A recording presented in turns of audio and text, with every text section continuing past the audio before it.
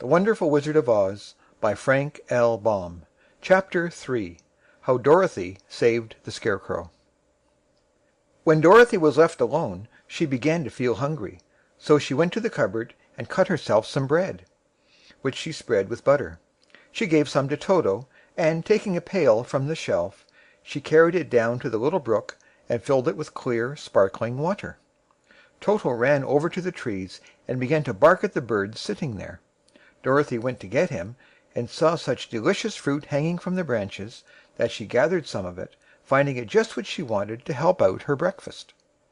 Then she went back to the house, and having helped herself and Toto to a good drink of cool, clear water, she set about making ready for the journey to the City of Emeralds. Dorothy had only one other dress, but that happened to be clean and was hanging on a peg beside her bed. It was gingham, with checks of white and blue, and although the blue was somewhat faded with many washings, it was still a pretty frock. The girl washed herself carefully, dressed herself in the clean gingham, and tied her pink sunbonnet on her head. She took a little basket and filled it with bread from the cupboard, laying a white cloth over the top. Then she looked down at her feet and noticed how old and worn her shoes were. "They surely will never do for a long journey, Toto," she said. And Toto looked up into her face with his little black eyes and wagged his tail to show he knew what she meant. At that moment Dorothy saw lying on the table the silver shoes that had belonged to the Witch of the East. "I wonder if they will fit me," she said to Toto.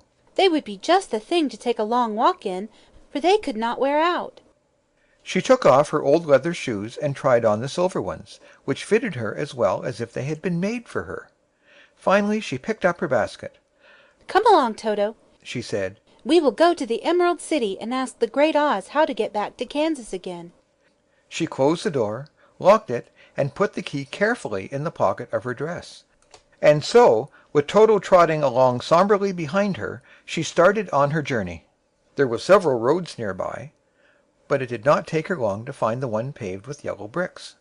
Within a short time she was walking briskly toward the Emerald City, her silver shoes tinkling merrily on the hard yellow roadbed. The sun shone bright and the birds sang sweetly, and Dorothy did not feel nearly so bad as you might think a little girl would who had been suddenly whisked away from her own country and set down in the midst of a strange land. She was surprised, as she walked along, to see how pretty the country was about her. There were neat fences on the sides of the road, painted a dainty blue color, and beyond them were fields of grain and vegetables in abundance. Evidently the Munchkins were good farmers and able to raise large crops. Once in a while she would pass a house, and the people came out to look at her and bow low as she went by, for everyone knew she had been the means of destroying the wicked witch and setting them free from bondage. The houses of the Munchkins were odd-looking dwellings, for each was round, with a big dome for a roof. All were painted blue, for in this country of the East blue was the favorite color. Toward evening, when Dorothy was tired with her long walk and began to wonder where she should pass the night, she came to a house rather larger than the rest. On the green lawn before it many men and women were dancing. 5 little fiddlers played as loudly as possible, and the people were laughing and singing, while a big table near by was loaded with delicious fruits and nuts, pies and cakes, and many other good things to eat.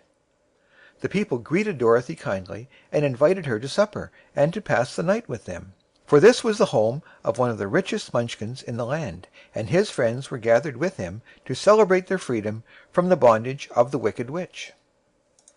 Dorothy ate a hearty supper and was waited upon by the rich Munchkin himself, whose name was Boq. Then she sat upon a settee and watched the people dance. When Boq saw her silver shoes, he said, "You must be a great sorceress." "Why?" asked the girl.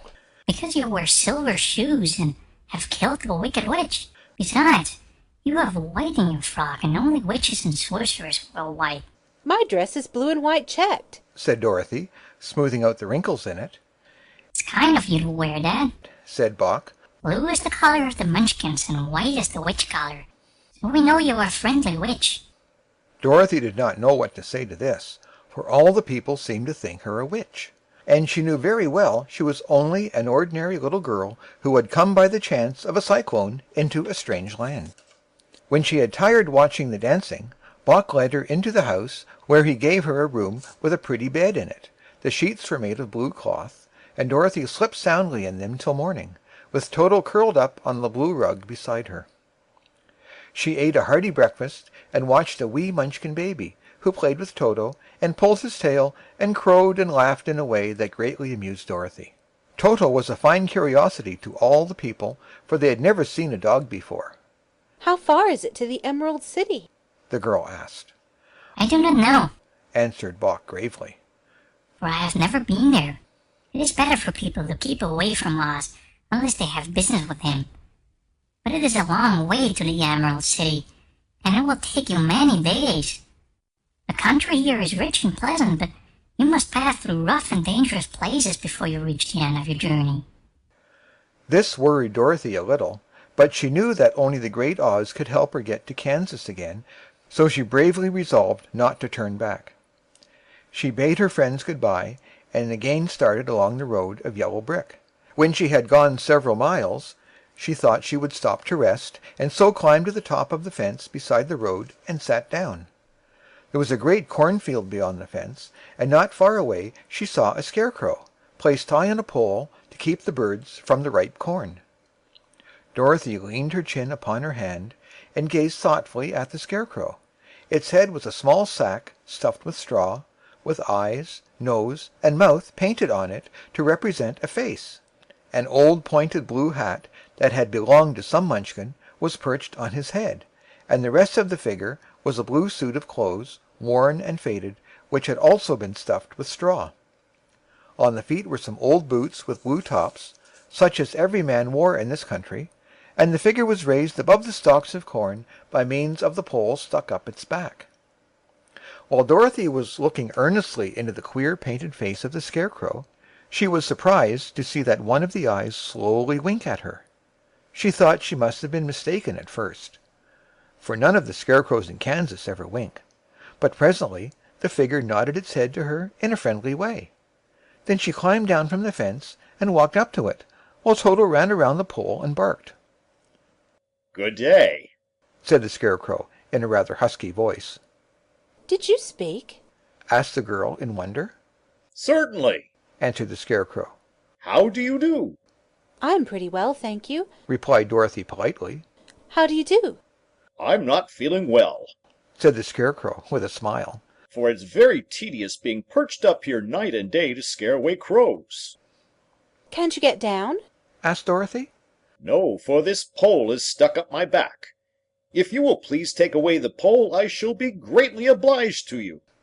Dorothy reached up both arms and lifted the figure off the pole, for, being stuffed with straw, it was quite light. "Thank you very much," Said the scarecrow, when he had been set down on the ground. "I feel like a new man." Dorothy was puzzled at this, for it sounded queer to hear a stuffed man speak, and to see him bow and walk along beside her. "Who are you? Asked the scarecrow, when he had stretched himself and yawned. And where are you going?" "My name is Dorothy, Said the girl. and I am going to the Emerald City to ask the Great Oz to send me back to Kansas." "Where is the Emerald City? He inquired. And who is Oz?" "Why, don't you know?" She returned in surprise. "You see, I am stuffed, so I have no brains at all." He answered sadly. "Oh, Said Dorothy. I'm awfully sorry for you." "Do you think, He asked. if I go to the Emerald City with you, that Oz would give me some brains?" "I cannot tell, She returned. but you may come with me if you like. If Oz will not give you any brains, you will be no worse off than you are now." "That is true. Said the scarecrow. You see, He continued confidentially. I don't mind my legs and arms and body being stuffed because I cannot get hurt. If anyone treads on my toes or sticks a pin into me, it doesn't matter, for I can't feel it. But I do not want people to call me a fool, and if my head stays stuffed with straw instead of with brains, as yours is, how am I ever to know anything?" "I understand how you feel. Said the little girl, who was truly sorry for him. If you will come with me, I'll ask Oz to do all he can for you." "Thank you," he answered gratefully. They walked back to the road. Dorothy helped them over the fence, and they started along the path of the yellow brick for the Emerald City. Toto did not like this addition to the party at first. He smelled around the stuffed man as if he suspected there might be a nest of rats in the straw, and he often growled in an unfriendly way at the Scarecrow. Don't mind Toto, Said Dorothy to her new friend. he never bites. Oh, I'm not afraid, Replied the Scarecrow. he can't hurt the straw. Do let me carry that basket for you. I shall not mind it, for I can't get tired. I'll tell you a secret, He continued as he walked along. there is only one thing in the world I am afraid of. What is that? Asked Dorothy. The Munchkin farmer who made you? No, Answered the Scarecrow. it's a lighted match. End of chapter 3.